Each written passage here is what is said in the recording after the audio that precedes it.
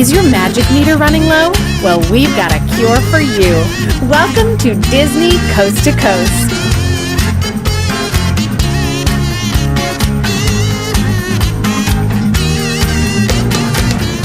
Hey folks, and welcome to Disney Coast to Coast, the ultimate unofficial Disney fan podcast. I'm Jeff DePauli, and in today's House of Mouse headlines, Avengers Endgame dominates the box office, and some changes are coming to both Disneyland and Walt Disney World fireworks spectaculars. That and so much more, so let's get to it.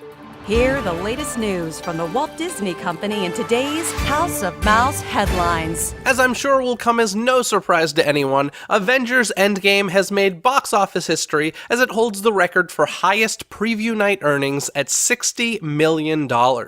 The previous record holder was Star Wars The Force Awakens at $57 million. Even better news than that is the fact that everyone I know who is excited for this movie has been extremely happy with the finished results. Congratulations to everyone involved in the Marvel Cinematic Universe for accomplishing quite an impressive feat wrapping up this decade-long adventure. When Bob Iger announced that every Disney film would be available on Disney+, the big question for many Disney fans was, what does that mean for Song of the South? It has been confirmed that, keeping with the tradition of Iger's past stance on the matter, Song of the South will indeed not be included with Disney+.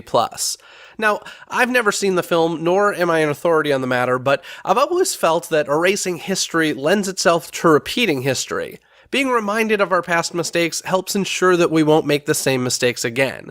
But like I said, I've never seen the movie. I do have a copy of the movie sitting on a flash drive waiting to be viewed, so perhaps I'll get to that soon, and if my mind changes on the matter, I'll be sure to let you know. I would like to see the movie made available to the public with a disclaimer at the beginning, educating viewers on why the film has been banned for so long.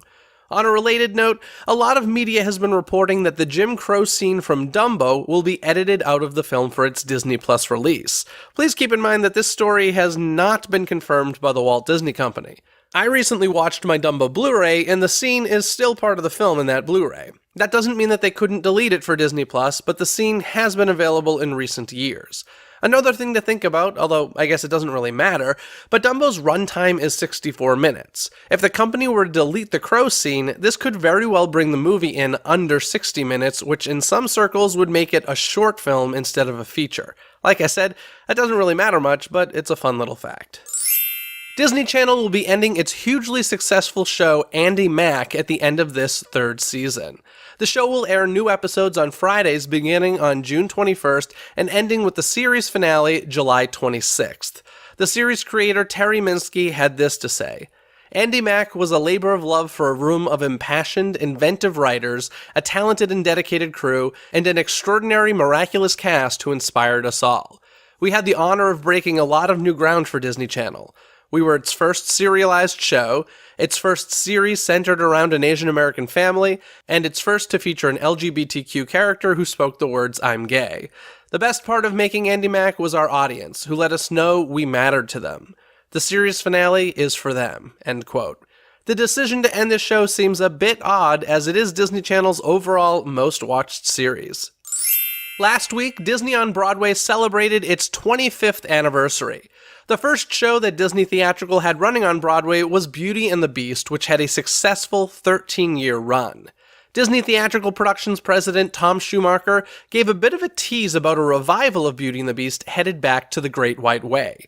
We didn't learn any details about opening dates or anything like that, but Mr. Schumacher did say, "I'm deep in it, so yeah, it's happening." Now, me personally, I have mixed feelings about this news. For one, I absolutely love the Beauty and the Beast musical. I vividly remember seeing the national tour as a kid in Washington, D.C., and then later again on Broadway. I remember being so blown away by the scenic design of the show that I drew all of the sets in my D.C. hotel room. It was a truly magical experience and was quite an impressive production for Disney's first long-running attempt on Broadway. So do I want to see it on stage again? Absolutely. My guess is that when we see the show return, it will probably feature pieces of the live-action remake, and I wouldn't be surprised if the enchanted objects become puppets and more to scale than the mascot-like costumes we saw during the original run. The reason I have mixed feelings about Beauty and the Beast coming back is because with a company like Disney, who has a lot of money to make whatever they want with a huge library to choose from, why repeat itself? I'm hoping and assuming, since they are choosing to repeat themselves, that there will be some major changes and updates to the show. Speaking of Beauty and the Beast, a new Beauty and the Beast inspired lounge is coming to Disney's Grand Floridian Resort and Spa this fall. The Enchanting Lounge will celebrate the magic and romance of the popular Disney live-action movie. Formerly Meisner's Lounge and Commander's Porters, this reimagined lounge will feature 4 unique spaces inspired by Belle and the Beast.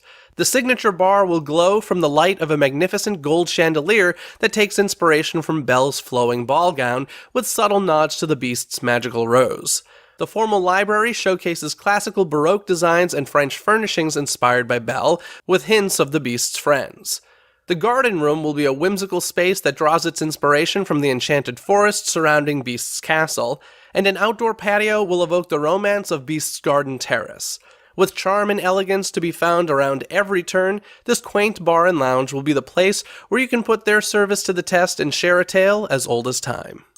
Over at Disney's Animal Kingdom, there's no denying that the nighttime spectacular Rivers of Light has not been as popular as I'm sure they wanted, but they may have found a solution to appease the mass public. This summer, the next chapter of this spectacle will unfold with the debut of an updated version of the show entitled Rivers of Light, We Are One. Rivers of Light, We Are One introduces additional stunning imagery and familiar animal characters from Disney nature films, along with a colorful tapestry of classic moments from Disney animation, to express our connection with animals and the emotions and milestones we all share in our journey through the great circle of life. The music of Rivers of Light, We Are One weaves together the original musical score and familiar Disney themes to create a powerful arrangement that inspires and carries us through moments of discovery, fun, friendship, fear, love, and family. Rivers of Light, We Are One comes to the Discovery River Amphitheater at Disney's Animal Kingdom beginning Memorial Day weekend 2019. I'm sure the addition of familiar characters and music to Rivers of Light will make for a more popular show, but sadly, the lack of success for the original Rivers of Light is further proof to the Walt Disney Company that non-IP content is often not successful.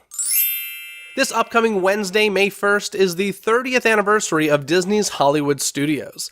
To celebrate, there will be a special 30th anniversary map and button as you enter the park. At 10 a.m., Disney's Hollywood Studios star-studded celebration cavalcade will make its way down Hollywood Boulevard. And of course, there will be specialty food and merchandise options. And don't forget that the new Wonderful World of Animation projection show is scheduled to premiere that night as well. I also want to mention that this upcoming Wednesday will feature a special episode of Disney Coast to Coast celebrating the park's 30th anniversary. I have a special guest co-host who was one of the original citizens of Hollywood, and we discuss the early days of Disney MGM Studios. Be sure to tune into that episode while we celebrate a park near and dear to my heart. A new fireworks show is headed to Mickey's Not-So-Scary Halloween Party at Magic Kingdom. This new show will feature state-of-the-art projection effects, lasers, lighting, and dazzling fireworks that come together to tell a not-so-scary story about how anything can happen on Halloween night. The show will take guests along on a trick-or-treating adventure where 4 friends, Mickey, Minnie, Donald, and Goofy, find themselves drawn into a mysterious haunted house. The journey takes them from one room of the house to another, encountering dancing skeletons, waltzing ghosts, and a whole series of troublemaking Disney villains. I am curious to find out, since we're getting a new Halloween fireworks show in Orlando and a new Halloween World of Color in Anaheim, whether or not we'll see any overlap in terms of story, animation, and/or music. Over in Disneyland Park, it has been announced that Mickey's Mix Magic will be ending in order to make way for the return of Disneyland Forever fireworks. If you don't remember the Disneyland Forever fireworks, this is the show that was created to celebrate Disneyland's 60th anniversary back in 2015. Mickey's Mix Magic will end on June 6th, and Disneyland Forever will be returning the following night. I was a bit surprised to see how excited folks were about this announcement. I honestly didn't realize how popular Disneyland Forever was. I liked it, but I'd always been a much bigger fan of the 50th anniversary fireworks show, Remember, Dreams Come True. Disneyland Forever does seem to offer much less pyro, though, making it an assumably less expensive show to perform every night. So if you want to get your ears on one final time, be sure to visit Disneyland Park before June 7th and hope that the winds are low. The much-anticipated Star Wars Galaxy's Edge opens in just over a month at Disneyland Park, and as previously reported, you will need a scheduled reservation time to enter the land during its first weeks. The time to make those reservations is this upcoming Thursday, May 2nd.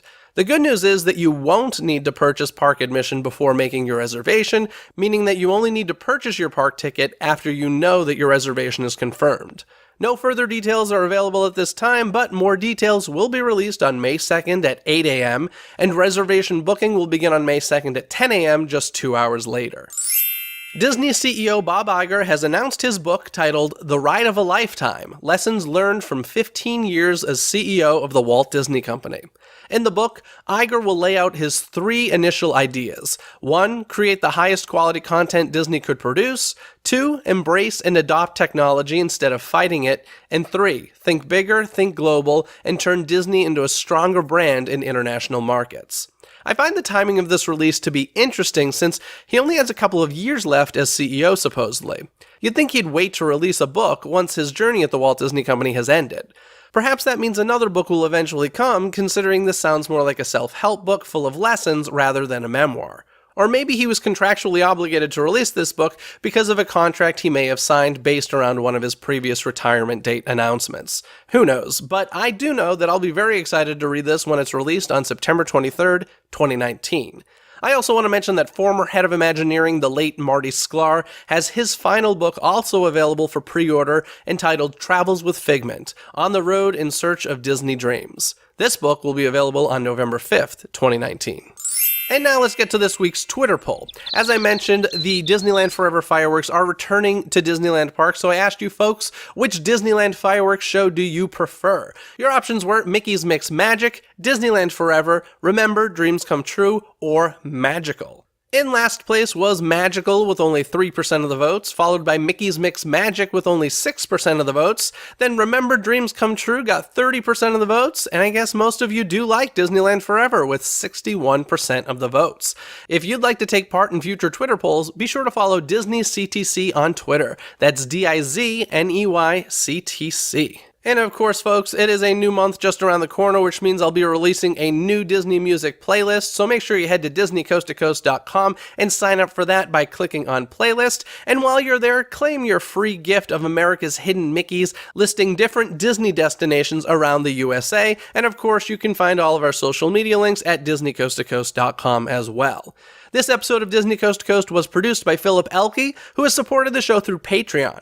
If you'd like to become a DCTC producer or gain other rewards, including early access to episodes, live stream Q&As, behind-the-scenes access, and more, information can be found at patreon.com/DisneyCTC. That's patreon.com/DIZNEYCTC. Other than that, folks, have a magical day. Bye!